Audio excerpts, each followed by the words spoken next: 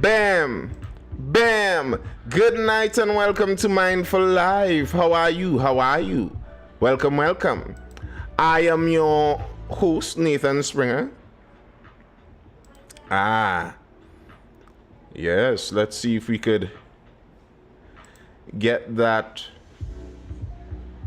sorted.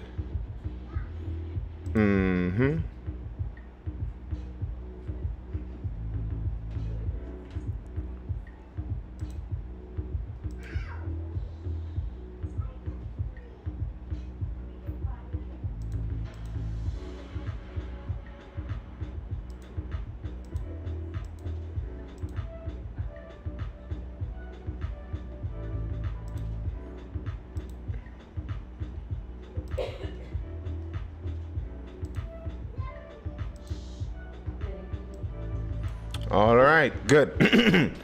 Hopefully that's sorted there, get that there. Right, if everything is a mess long time, if you all are seeing some technical difficulties, it's because we're attempting to jump back into the multi-streaming after quite some time. So we're streaming right now live on YouTube, on Instagram, on TikTok, and on Facebook. YouTube, Instagram, TikTok, Facebook. So 4 platforms. Once it's functioning correctly, we should be live on all of those. Yeah, we're live over on Facebook.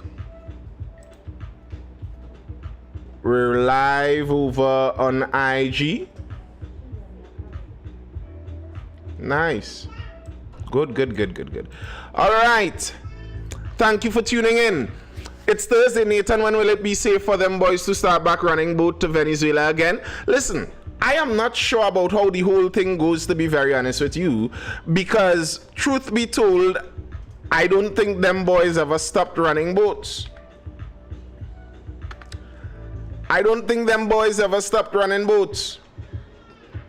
Unless you know something differently than me. That's what I was saying previously. Like, okay, fine.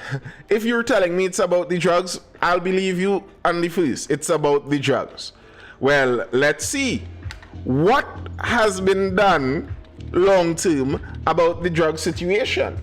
Now, I believe I saw an article out of the United States where the United States has been highlighting that their death by overdose has been decreasing incrementally over the last year or so.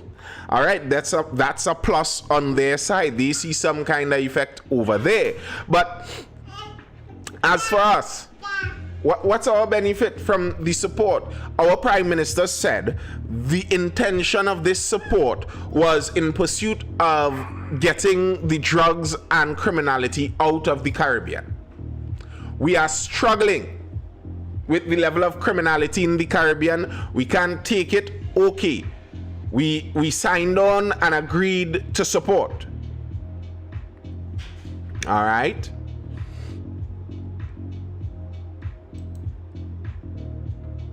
Now what? What's the benefit that we're seeing?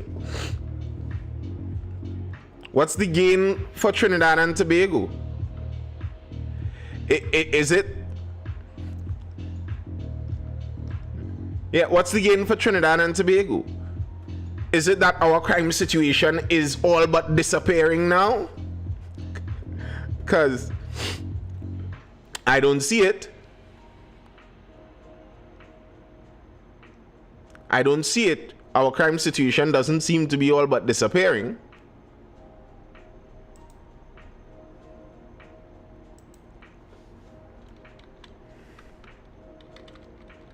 Let's see, on Facebook there seems to be a problem.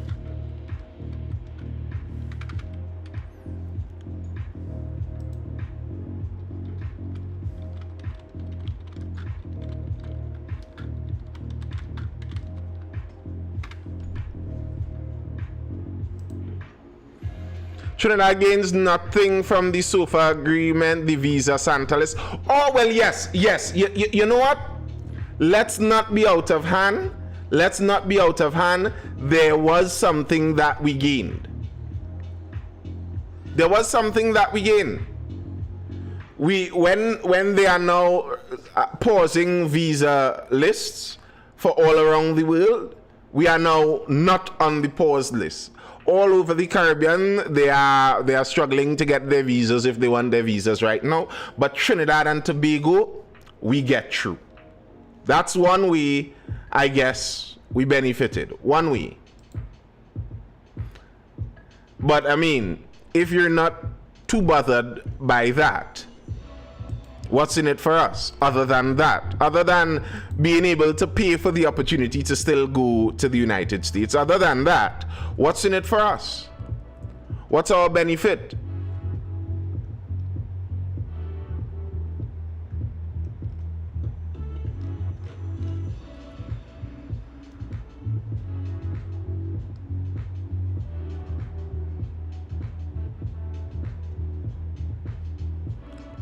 All right. Oh, I didn't actually go.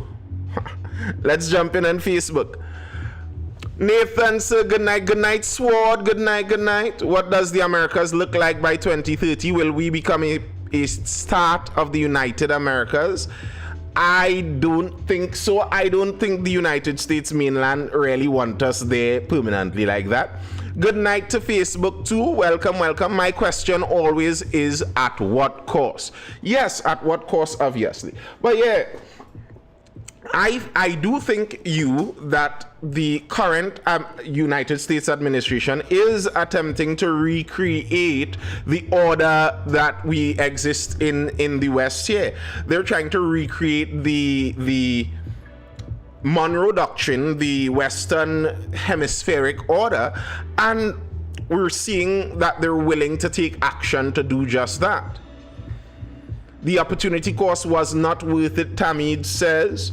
Trust me, I'm a Muwahid over on Instagram. Says, you know what's crazy? I would always see your lives on YouTube on my homepage. Haven't been seeing it for months now. Not knowing you still be streaming. I gotta catch up. Yeah, bro. Long time, bro. Haven't seen you on my timeline for a bit. Big JT says over on IG. Yeah, man. We now back on the IG lives out here. Nice, nice, nice. So, the opportunity cost was not worth it, Tamid says. What opportunity cost did we pay though? On a real. Like, rubber meeting the road, the real deal. What opportunity cost did we pay? Now, there may be some forecasted for the future, but what have we lost thus far? Grenada better look out. The way Cams follow Trump, Trinidad might want to claim Grenada for security.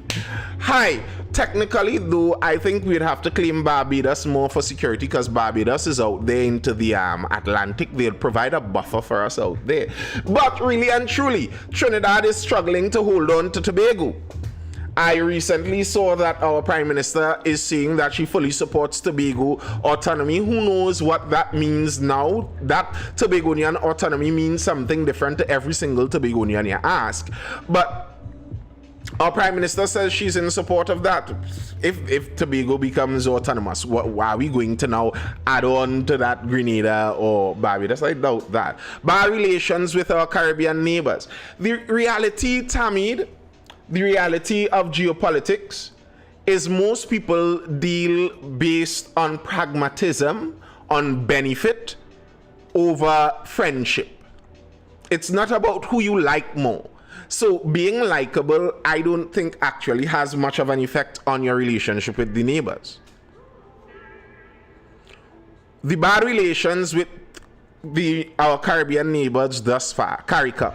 I mean, our Prime Minister threw lots of barbs at them, some harsh words, but how would we lose out? Really, what would we be losing out?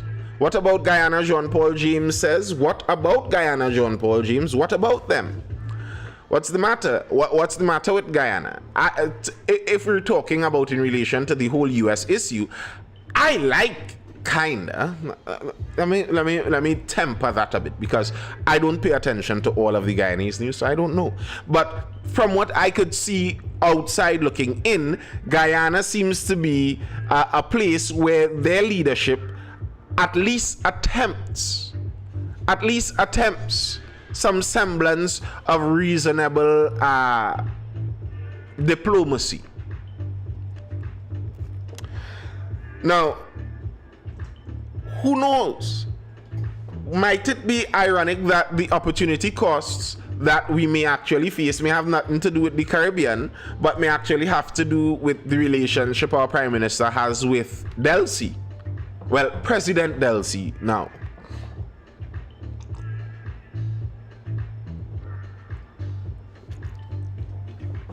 For those of you who don't know, this is Thursday, and on Thursday we talk. Usually I'm going through stories and articles and all of that, but on Thursday we primarily talk. It's Thursday Talks. If you want to discuss something, ask a question, if you want to jump in, feel free to do so. We're on 4 streams right now, but we could only jump in on TikTok, unfortunately. Who knows, maybe sometime we'd get actual jumping in and joining the chat from the others. But for now, you could actually join and speak to me on TikTok. Here you can ask your questions anyway, and we'll jump into that. Who is really the Prime Minister of Trinidad and Tobago, Jerry? What kind of question is that? What kind of question are you putting forward? Are you saying that our Prime Minister isn't giving a strong showing for herself? What kind of statement are you making there? Our Prime Minister is the Prime Minister. Mrs. Kamala Prasad Bisesa, Senior Counsel. She's still senior, yes, Senior Counsel. What kind of question? She is our Prime Minister. Who do you think the Prime Minister is, and what would have you believe it's not her? Any questions or comments on the inside, folks? What's been on your mind? The Venezuelan business? You know, I saw someone really upset. I was speaking about this a few nights ago. I saw someone really upset that the United States is halting the transport of oil from Venezuela to Cuba. And they were like, the United States is so wicked, and these people wicked, and they're wicked and bad. And we know all the adjectives to go on to that. But I'm looking at that, and the statement I always say when looking at things with a historical perspective is history is complicated. History is complicated, way more complicated than many people would like to make it seem. Okay, it's unfair that the United States jump in, kidnap a leader of a country, and now they're dictating where the country sends their natural resources. But was it fair to the country that a dictator of a country could give away their resources to a fellow dictator in exchange for security against his people? Maduro's inner circle of guards were Cubans. What did he pay Cuba with for those guards? And isn't it interesting that a dictator has an inner circle of guards that aren't even his countrymen? So, can't it be seen, if you're believing a narrative, can't it be seen that this is a cartel don, a cartel kingpin, ruling a country and using the country's natural resources to pay for his personal security?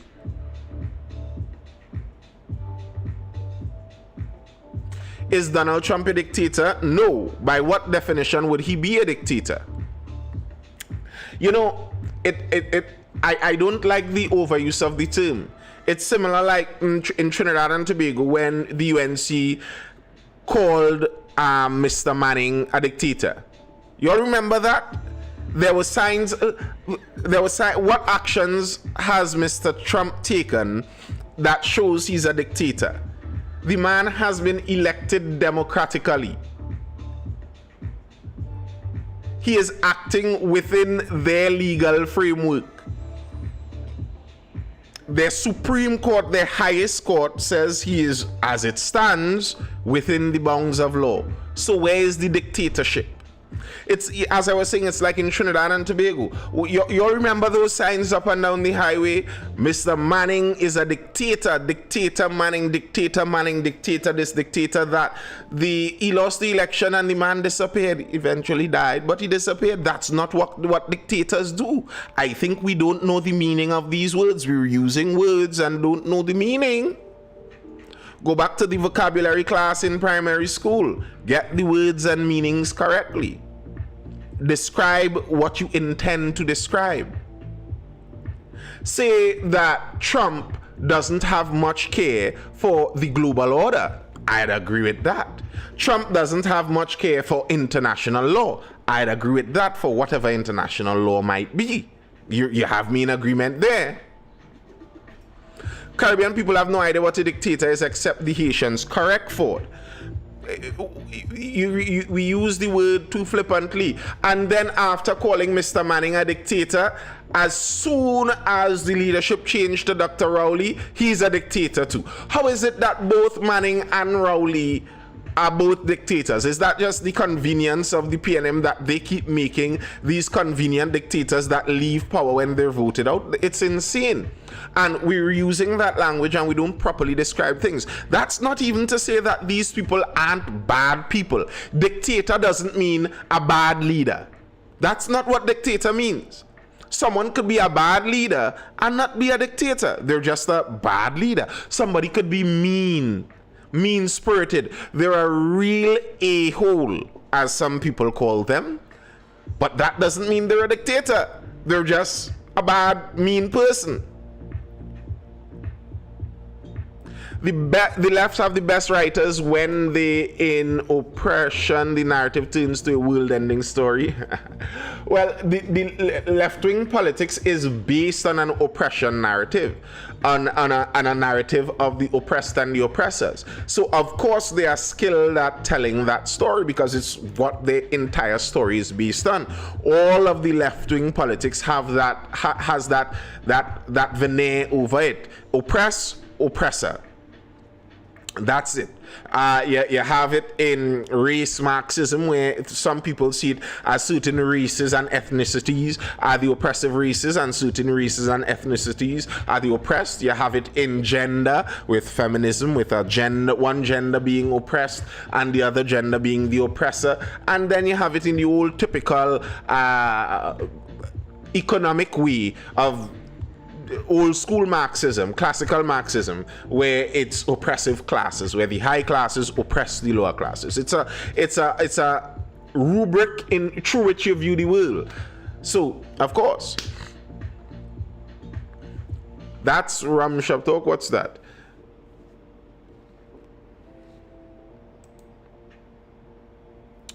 So yeah, dictator is too wild a word to throw out like that. I don't think Donald Trump is a dictator. I think he's doing a lot of things that many people wouldn't like. Given. That's a given. But as I said previous to the United States election, I don't understand why anyone outside of the United States, unless they want to become an American citizen, would want the left-wing style of politics over there. You for or against American taking control of all the Americas?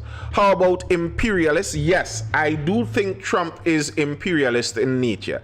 In how we use imperialist in the modern context, I do think you'd call Trump imperialist in nature because he is expansionist. He is expansionist. He does believe in that manifest destiny of the American founding style. He does believe in the Monroe Doctrine that the United States has apparently the God-given right to determine what happens in the Western Hemisphere. I'm going to do a short video on the Monroe Doctrine also because many people don't even understand this. The Monroe Doctrine from the United States, with the United States acting all around the Western Hemisphere, all around the Americas and the Caribbean. Yes, now many people who are anti the United States hate that doctrine and they think that the United States is oppressive for it. But how did that start? What did that start with? modern day Christopher Columbus. The irony of that Lara 01 is that Venezuela was actually founded by those Spanish conquistadors. People seem to forget that South America is just as much descended from the oppressors as North America. Like somehow when you speak Spanish, they forget that Spanish comes from Europe also. Like, no, Spanish is actually a South American language. No! Where do you think Spanish comes from? Like somehow oppressive Europeans are only from England. Like, let's not be ridiculous. So yes, the origin of the Monroe Doctrine was actually anti-imperialist. People can forget that the United States at its founding was a revolution. They were a revolution where the people threw off the shackles of oppression from their titular head, the King of England. That was what the American founding was. And from there, I can't remember which number, but early on in their presidents, Monroe was a president, and a doctrine that he developed, and the idea behind it wasn't for the US to act imperially around South and Latin America, but lots of the European powers, remember we were talking European colonial times, lots of the European powers wanted to either retain their colonies or regain their colonies. Venezuela recently being independent, Mexico recently being independent, much independence passing through the Americas, and lots of the European powers were eyeing some of those colonies for reconquest. And what the Americans said with the Monroe Doctrine is that we will not allow you imperial powers to come back in here and return colonialism. It was anti-colonial, anti-imperialist. Lots of the early independence heads in the Caribbean and regions love that doctrine because that's what it was about, protecting these fledgling independent countries from the European powers.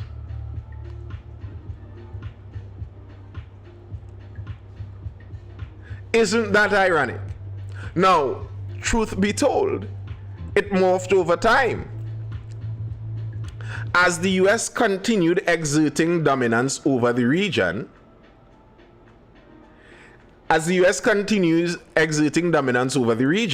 eventually it becomes that they are, by default, now the imperial power. So now what the Monroe Doctrine was to keep out the imperial powers, they now become the imperial powers. And this is why, for me, like how some people argue this seems like they're blind to human nature, blind to history, blind to the history of civilizations, blind to the history of states and countries. They don't understand how this thing runs. The biggest fish in the pond would always be the biggest fish in the pond and would always exert influence and power over the other smaller fish. That is how it works. And the truth is, we do the same.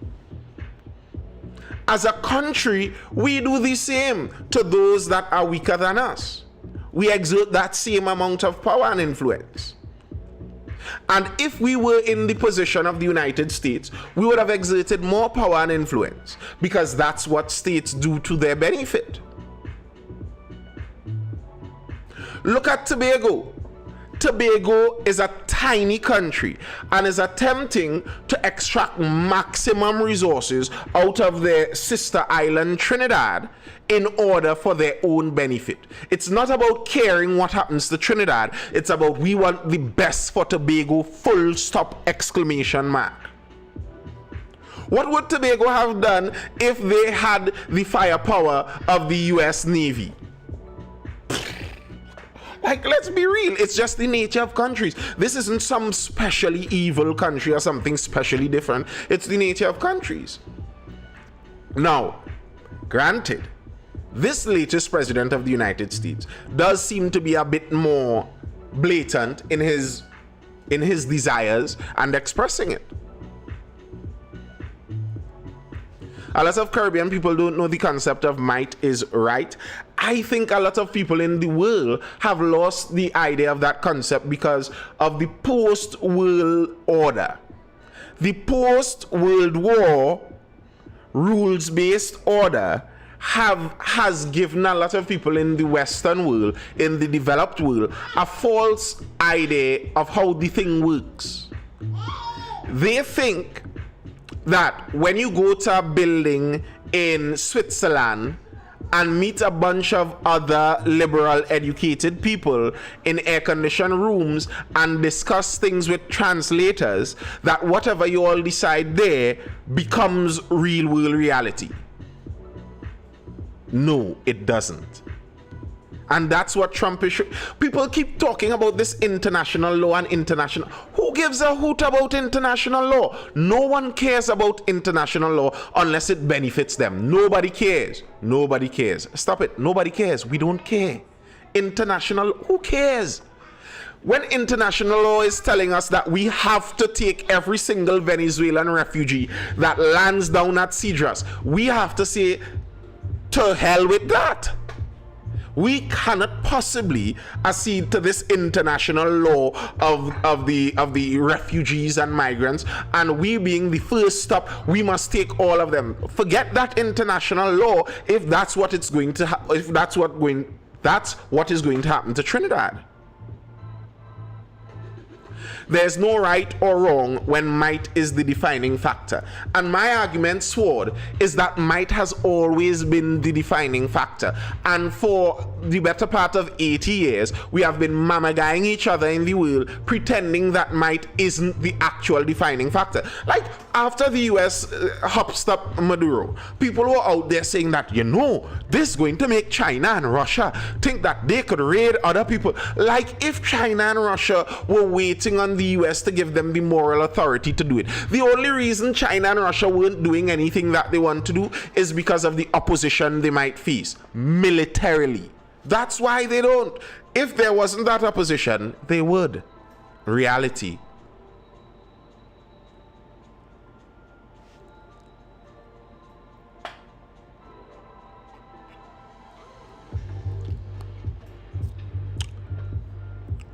Why Trump don't snatch Xi? Because he can't. It's simple. It's really simple. It's really simple. It's not even a matter of morality. It's not even a matter of morality. That question doesn't come up inside of their discussion because it's not within the realm of easy possibility. Nathan, they're watching you planting ideas that might is right in the mind of... I never said that might is right is a new thing that I want to plant in your head. I am saying that that is the reality that exists. The police have to be the most mighty force in civilian law enforcement, civilian violence. Let's put it bluntly.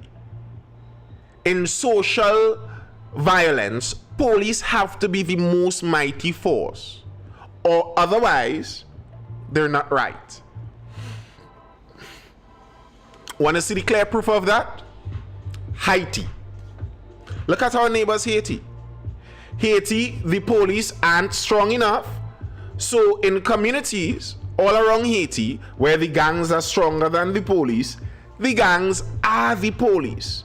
You know that clip from Captain, what's the name? Captain something, where the Somalian pirates took over. Look at me. I am the captain now. Yeah, that's what the gangsters say. We're the police now because we have the monopoly on force here.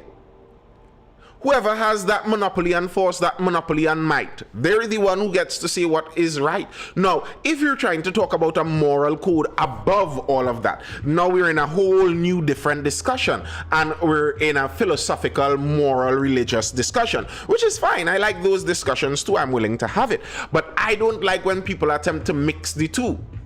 That somehow I am to believe that because of some morality imbued into the international law, I am supposed to look at what Trump does as something real bad, but I wasn't supposed to look at what Maduro was doing as something real bad. It's all bad. They're all bad. Bad guys doing bad stuff.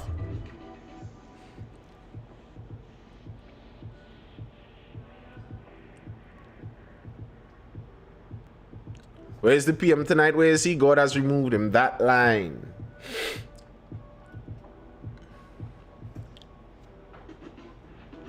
And yeah, like some of these things. Even they talk about Greenland. Here's something interesting. I wonder sometimes if Trumpy is playing games with all these people. I wonder if he's playing games with all these people. He's complaining that they're not protecting Greenland enough. Greenland is too vulnerable, so the United States needs to take it. And in response, Europe has to figure out how to quickly militarize Greenland to make sure that Trump cannot take it. But then I'm thinking to myself, a big complaint in Trump's first term was he found that in multilateral deals with the Europeans were over-dependent on the Americans for military assets. The Americans were paying too much to protect both the Europeans and the Americans. So now, by threatening to take Greenland, he has convinced the Europeans who don't want to spend on the military. That's a major part of the Europeans. They don't care to spend on their military much. To now have to spend on their military and start sending troops to Greenland. Like, I was here listening to the news today, and they announced French troops going to Greenland, and there would be another set and another set and another set.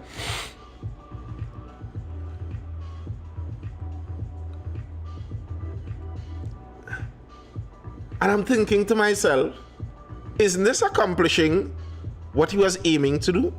No, he found the Europeans wasn't keeping up their end of the deal and buying more US weapons. Buying more US weapons is spending on the military at the end of the day. If you're spending on the military, a major part of spending on the military is buying hardware. And where you buy the hardware, if you're a NATO member, where else would you buy it? So complaining about them buying US weapons is complaining about how much they spend.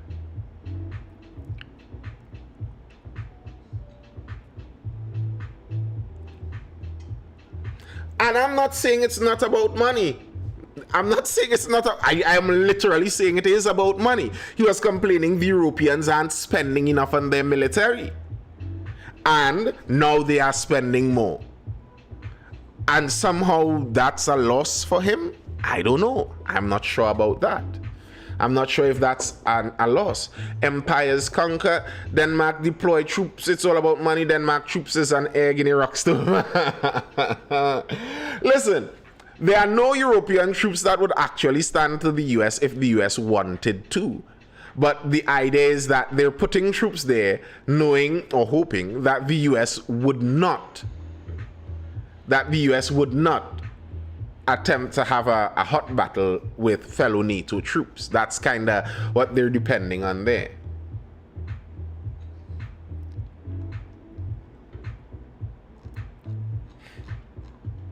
North America, South America, and Greenland. That's 3 continents.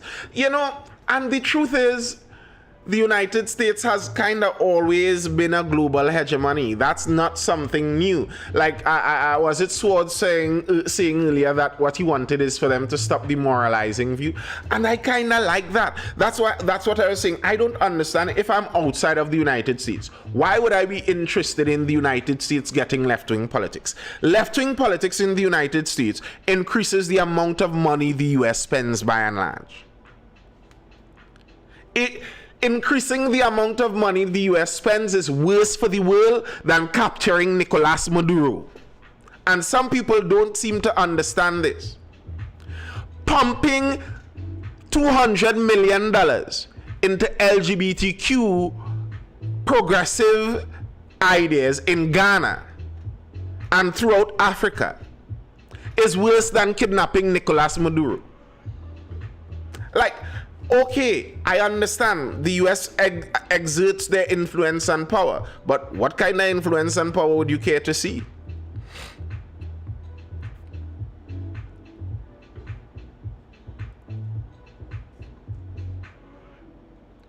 And when that other side is in control, it's not like they don't do the same bombings and war business. It's just that they put a peace sign on the bomb while they drop it, and they paint it in rainbow colors.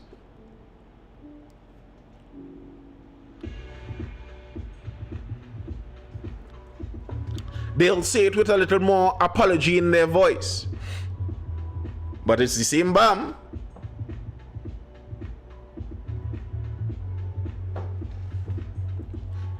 People acting like this wasn't always the nature. The US had a $25 million bounty on the guy's head. What do you think that means? Like, you're asking what right a country has to go into another country and kidnap their leader. I guess the same right they have to put a bounty on the man's head.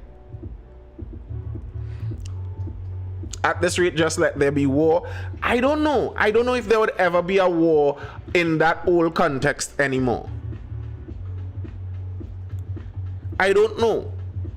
I think, for one, the USA has overly dominated the ground war tactics.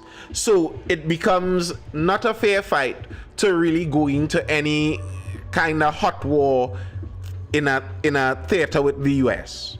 So very few people would aim to do that.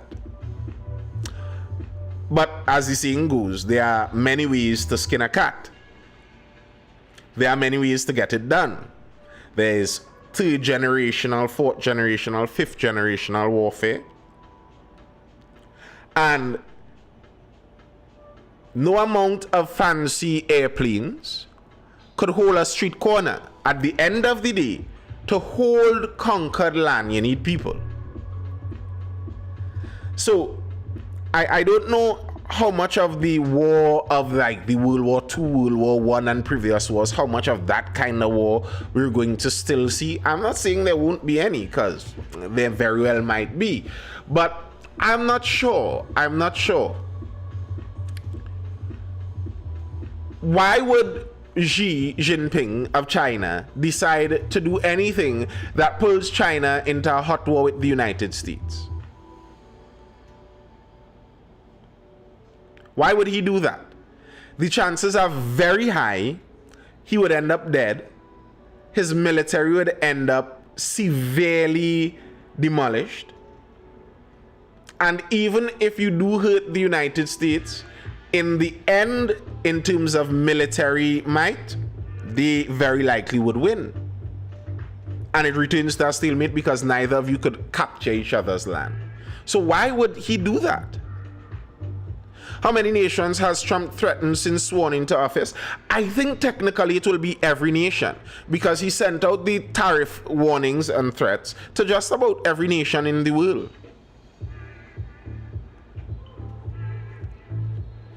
The Chinese are playing chess while Donnie is playing draft. It's chess without the T. But the Chinese could afford to some extent. To some extent, you have to feel for guys like Donnie and Keir Starmer and other democratic leaders in the Western world that have sometimes term limits. They have terms. Now, China doesn't have that. It's one-party rule. That one party could put forth a 100-year plan because they're expecting in the next 10 years they'll still be there. In the next 20 years they'll still be there. In the next 50, in the next 75, in the next 100, they will still be there. So they could afford to play on that long-term basis. Trump now, by the end of this year, is facing a midterm election. A midterm election that may, as it seems, handicap his working in Congress, in the House. So he'll be an executive with no backing in their Congress and their Senate. That's quite a possibility. China doesn't have that to worry about. So maybe all you have to do is wait him out even till the midterms. Their plan is to change the trade game from the USD to the yuan. The ones he threatened with military action, the man is not stable. I am quite certain he purposefully portrays that image. You all need to read some more of his early books and look at some of his long interviews. The guy is orange and odd, but not as random and unthought out as you think. Not as unthought out as you think. Many of the things are very well thought out and purposeful. The unpredictability and instability, he used that to his benefit. During his first term, the story goes that he called Russia and told Putin, if you invade Ukraine, I'm going to nuke the Kremlin. And he called Xi and told him the same thing about Beijing. And he said he wasn't sure they believed him. He thinks they only believed him a little bit, but the little bit was enough. Maybe it was. And I think that's more so that backing up the possibility and the idea that Donald Trump will do what he says he'll do, or he might not. Who knows? He's unstable and unpredictable. I think that's part of the chess move of kidnapping Maduro. Kidnapping Maduro means every South American leader henceforth has to take everything this man see with mortal levels of seriousness. Because very likely Maduro may have been the best protected leader in South America. Best protected leader in South America very well knows that these people want to get him. They're able to get him without killing him. But why, Nathan, are they just cowards then? Is it cowardice to know when you're beat? That's called strategy. That's called strategy. If I know I have a small military force and a much larger military force is coming forward at a rate that we're going to meet on a flat plain, I am going to send ahead and say, we aren't going to fight, we are leaving. And maybe we go through a different kind of guerrilla war and attempt to pick them off one by one. But we certainly aren't going to face them head on the plains. Why would you do that? That's not bravery, that's folly. So, yes, they must take anything he says with an increased level of seriousness.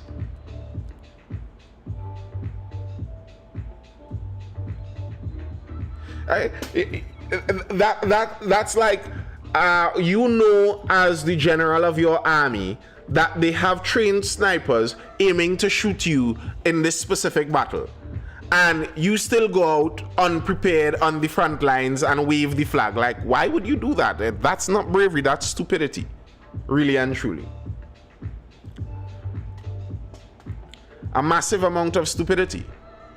And bear in mind, this is a lash going on along the geopolitical battle.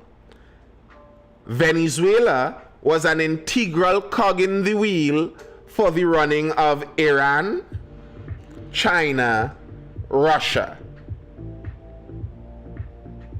We look now, we see the head of Venezuela gone, and Venezuela seems to be promised to the United States. Then we look and see Iran stumbling, whatever is going on in Iran, who knows?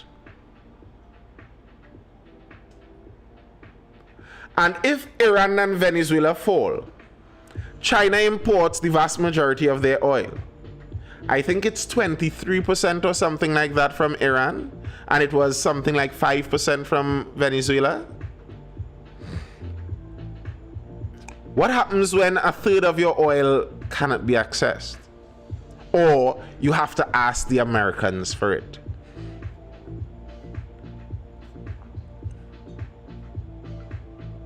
What happens then? And okay, China may be able to turn to Russia to get some more oil. But China and Russia are convenient allies. They are allies of convenience. They are not allies of love. There are allegations right now going around that China has been seizing Russian territory. I don't know if you know, but China and Russia share a border. They share a border in northeastern Asia. And there are allegations going on right now that China has been effectively stealing territory from the Russians. So, are they going to get easy Russian oil? Probably not. And then the geopolitics of the entire thing starts to make a bit more sense. So, they crippled Iran's nearby proxies, depleted much of their weapons cache, then toppled Venezuela's leader with no help from Iran, Russia, or China. And now Iran itself seems like on shaky ground.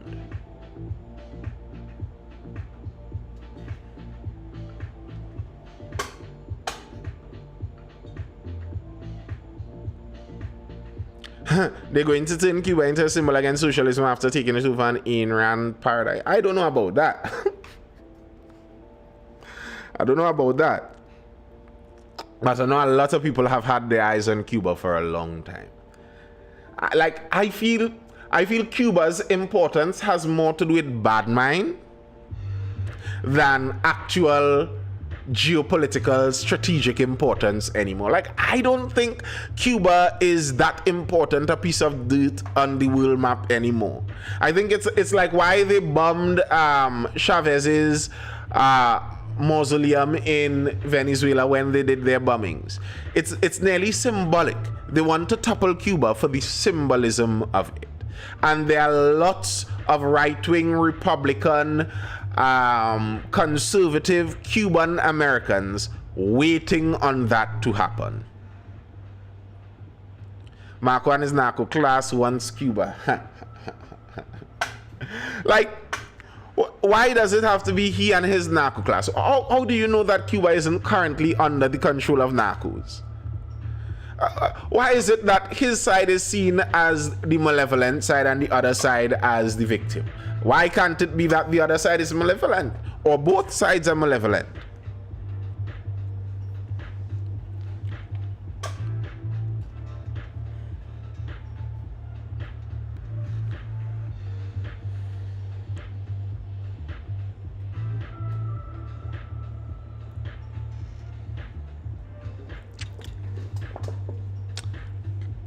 Cuba getting the same punishment as Haiti for even trying communism. Personally, hot take, controversial take. I know many people mightn't like to hear this, but I think the majority of Haiti's undoing was because of Haiti. I think Haiti unleashed an unbridleable culture. They unleashed a culture of revolution that cannot be tamed. And that's kind of why revolutions are so hard to function. The United States being one of the very few that does.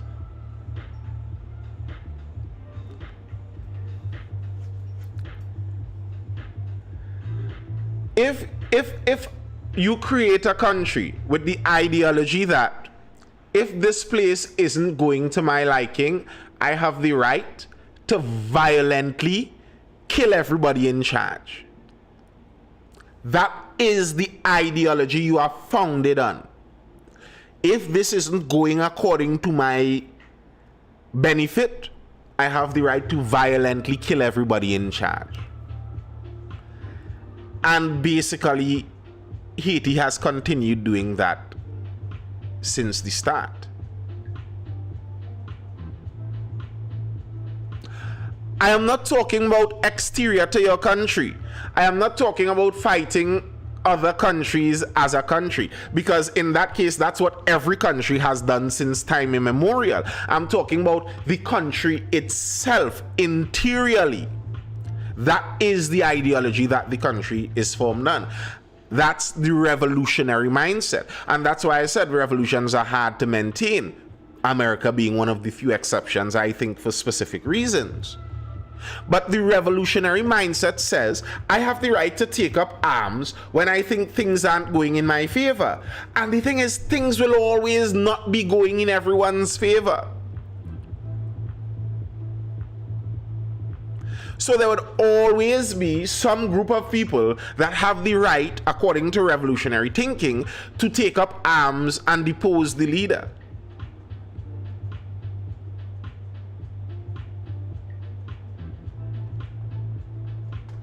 They are revolutionarily minded people. People that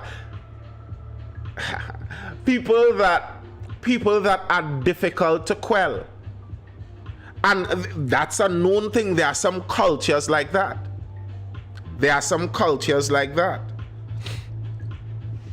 Many places in the Muslim world don't want to take Palestinians because they're afraid of that Muslim Brotherhood business seeping in. They have a revolutionary mindset. Do you think Trump will see a full term? Yeah, I do think so. I think it's too difficult to get rid of him. How would he not? Unless you're talking assassination or something. But even so, I still assume he would see a full term. That's my assumption. I don't see why not. I mean, they wanted to... what's the word? Not wanted to, they actually did. Oh my goodness. The word that you hear so many times with presidents and all of that.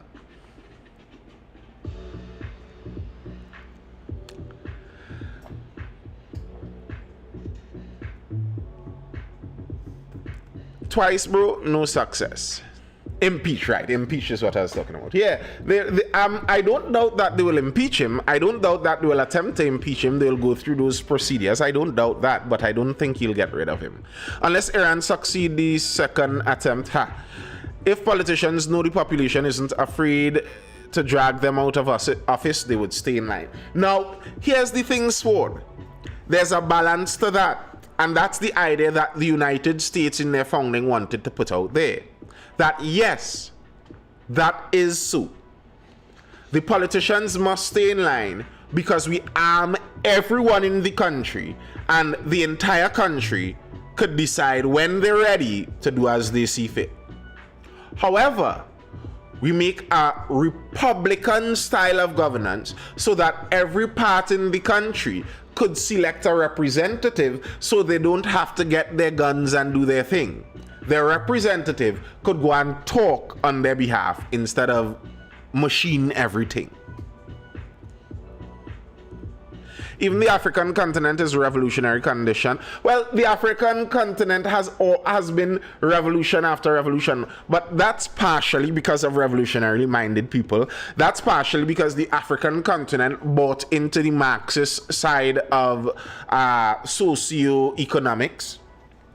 So many governments on the African continent lean more Marxist, and Marxist teaching and philosophy is generally revolutionary.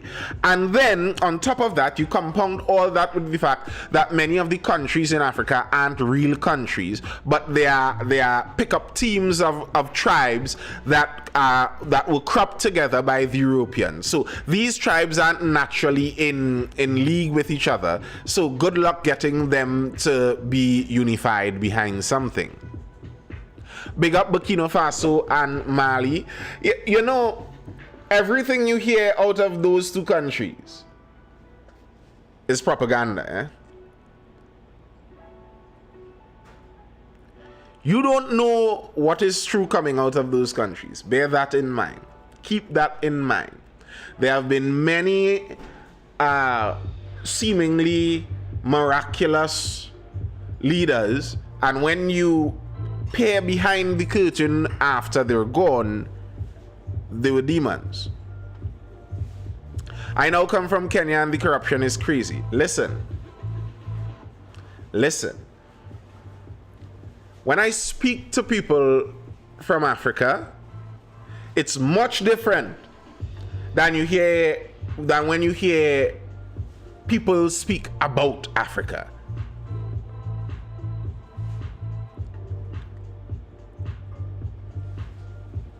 No leader is perfect. Yes, no leader is perfect. So when you are getting information that suggests they are perfect, what does that tell you, Sword? What information have you gotten out of Burkina Faso that suggests their leader isn't the very image of perfection?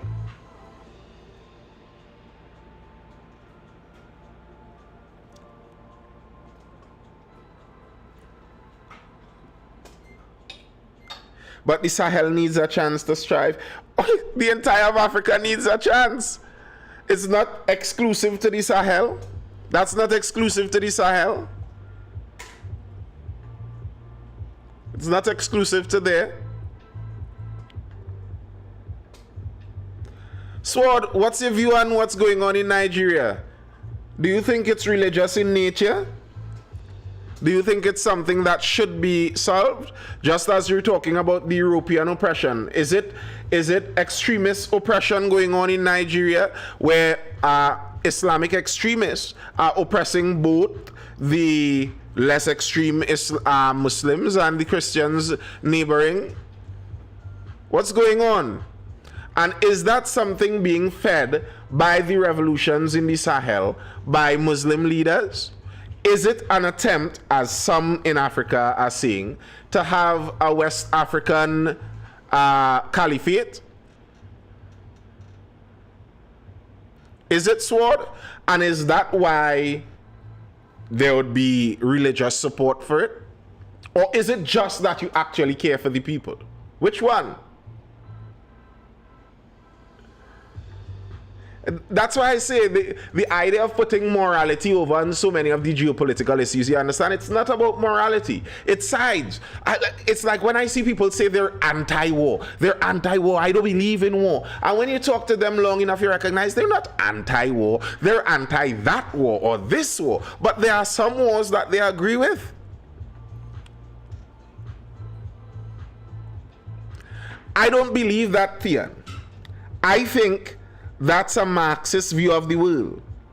That's a materialist view of the world, where you think that everything everyone does is down to the dollar and the financial gain. So there are many people in this world that are motivated by reasons and causes.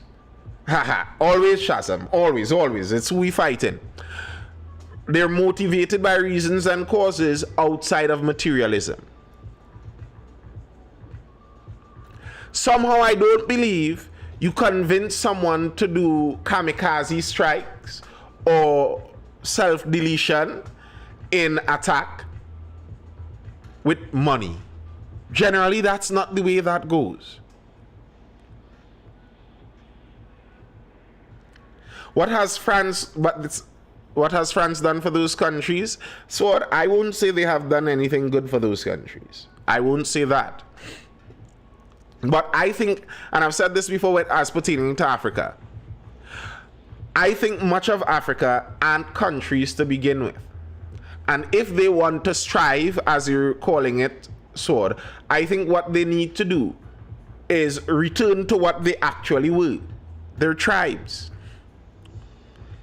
You're attempting to use a European construction of countries, even the whole concept of the country as a European construction, and attempting to force it over on people who see themselves primarily as tribal.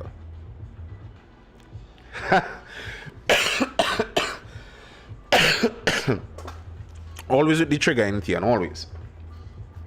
But yeah, are people that see themselves as tribal primarily, and you're trying to get them nationalist. That was intentionally done to divide and conquer Africa. I think sometimes we give, or you all give, because I don't, I think sometimes you all give the Europeans too much brain power. I think it was done intentionally, yes. I think it was done carelessly, yes. But do I think that some conniving racist in the early 20th century figured that by drawing these lines, they would then be able to work all that they worked throughout the extent of the 20th century, and that Africa would be Africa today because of what they did? No, I don't think they predicted it like that. It's just they weren't very good people. They weren't very nice people. So they did what not nice people would do. And either way, it was a very difficult problem to solve in any way. Because in the first place, you're there as a colonial power controlling a vast swath of land that have all of these people under your control. So you were controlling them anyway. Are you going to now relinquish their control to an independent group? It's a hard thing to break up. But I think personally, my personal view, which I doubt is going to happen, but I personally think that what Africa needs is to divide into their tribes, and then let the tribes decide who they want to ally with, and then the allied tribes could recreate their countries as they see fit, organically.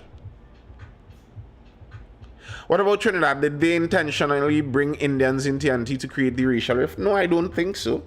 I do think it was a matter of convenience, as I said. And when they see the rift, when they saw that a rift could have been created, some racists would have used that for their convenience. But I don't think that they were conniving that sitting somewhere in London that we're going to go across the world to India and bring a subset of people from there into Trinidad. And when we bring the Africans and the Indians, they're not going to like each other.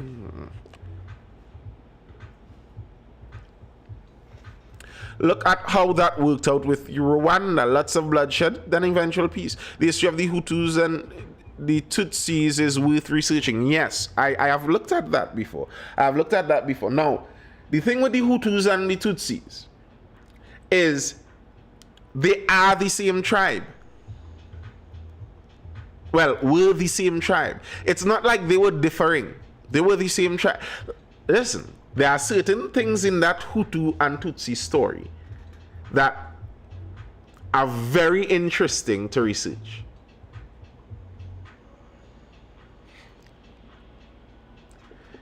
Basically, they're descended from the same genetic stock.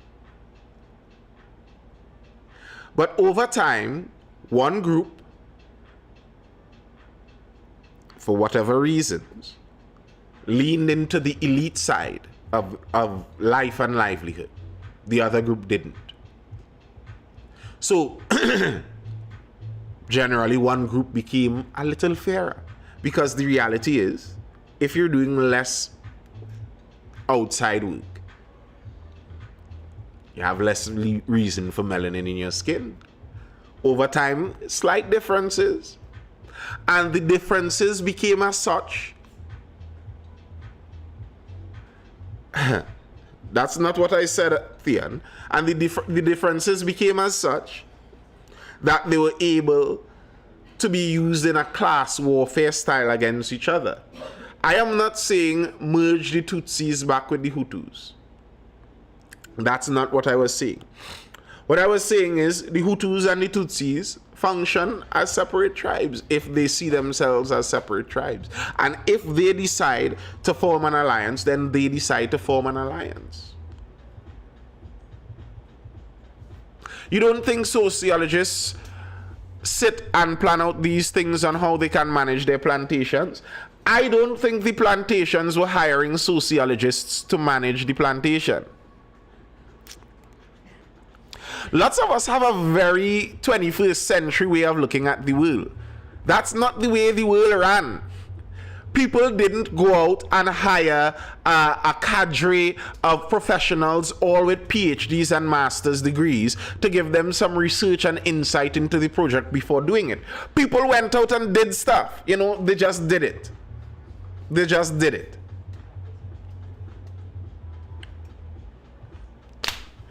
No expert required. So, no, I don't think the sociologists planned out the plantations. Would have been one hell of a plan and one wicked sociologist, but I don't think they did. You know, some of us, you need to be a teacher. You need to be a teacher. You need to be someone who sits with children, who sits with people and watch them progress through life over a length of period of time and see how difficult it is to predict and forecast where, how, what, the details of how something is going to do. How someone is going to go, how hard it is to predict, one. And two, then how nearly impossible it feels to change it. To somehow change it and change it into a direction that you decide. That's a very difficult thing.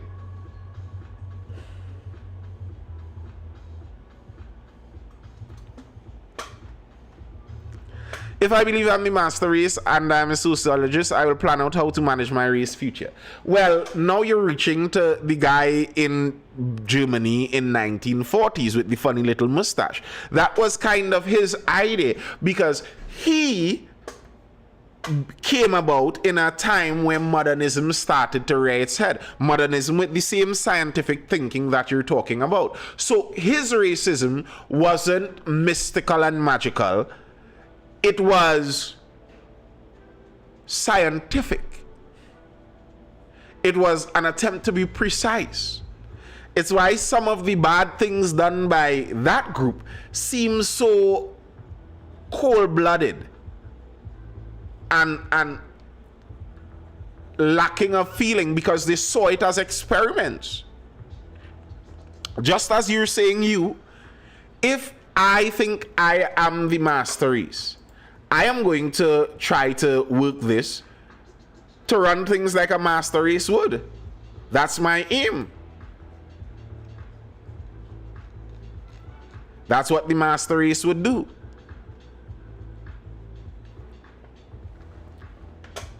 But it's not as hard to predict. It's not as easy to predict as master race people would like to believe.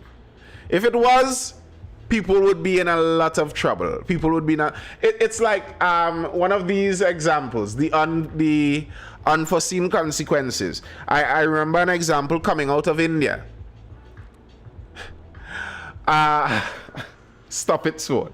An example coming out of India where they said when the British were in India during colonial times, they were having a snake problem.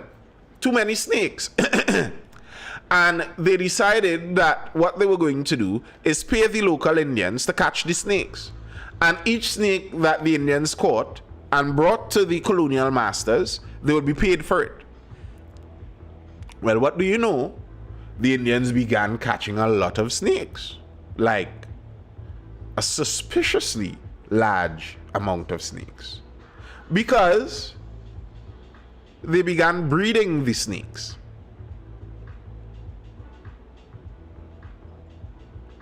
And you can see then why that would be a problem if you're seeking snake eradication through that method.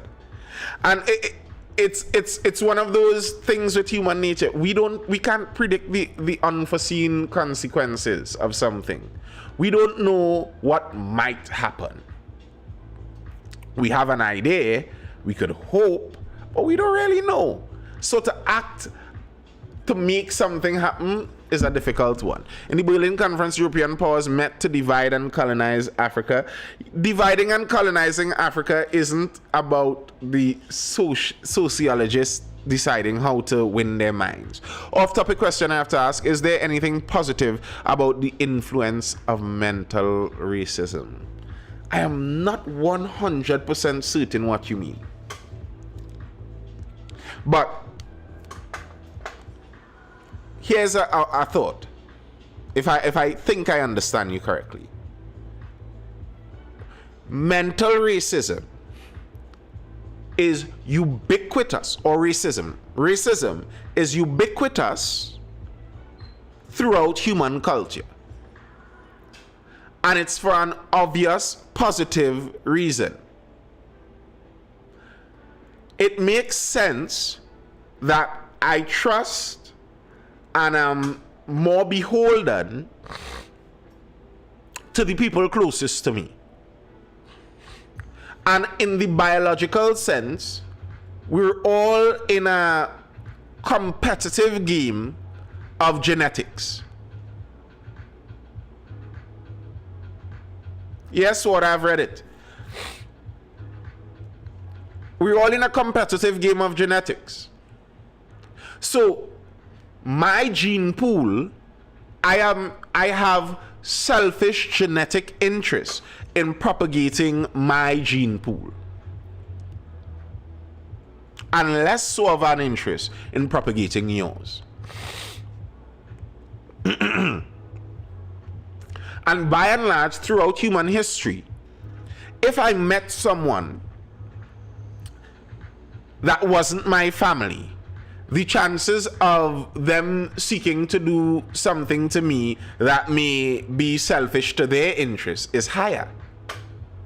People within my family, my clan, generally have a selfish interest in my benefit. People outside don't. So it makes sense that I am more trusting of the people that look more like me, and I'm less trusting of the people that do not. And that's why, statistically speaking, just about every racial group has what you call in-group bias. As in, they're a little more biased to their own people. And it's obvious, like, it's not something strange. You look out at the country, at the world, the vast majority of people are married to people that look closer to them. They are friends with people that look closer to them. I don't think I can trust someone who say they don't understand racism. There's a point there, because I may agree with you, because I think someone who says they don't understand racism may be a liar. They may be a liar. Sword, well, you know, sword. You know, you're talking my language there. I'm doing my part.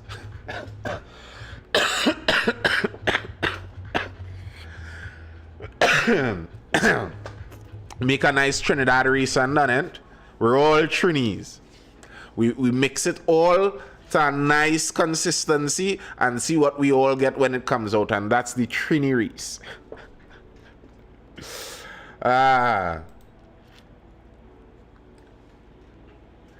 Hey, all right, people.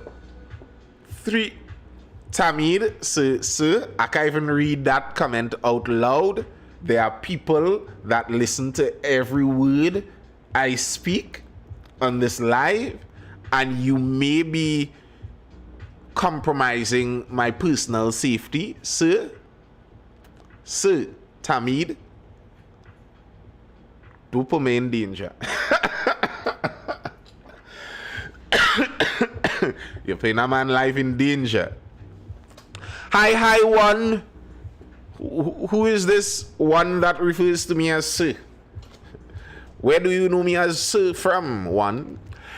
Anyway, people, I think that's all I have for now. Before Tamid looked to get me in some seriously deep waters here. Our first multi-stream back. It was good. We got all of them running consistently for the entirety of the time. Beautiful stuff, man. Yes, he is my brother. I think I know who you're speaking about, and yes, the answer is yes. All right. That's all I have for now, people. I hope you're educated, informed, or entertained. I am Nathan Springer. This has been the Mindful Live. No, I'm not an engineer, sir. And I'll see you guys again for the next one. Hold it down. Stay good. Stay inside, outside. A little sketchy. Peace. I'm out. Thanks for responding to my off-topic question. Yeah, I don't mind. Later's Instagram. Later's Facebook.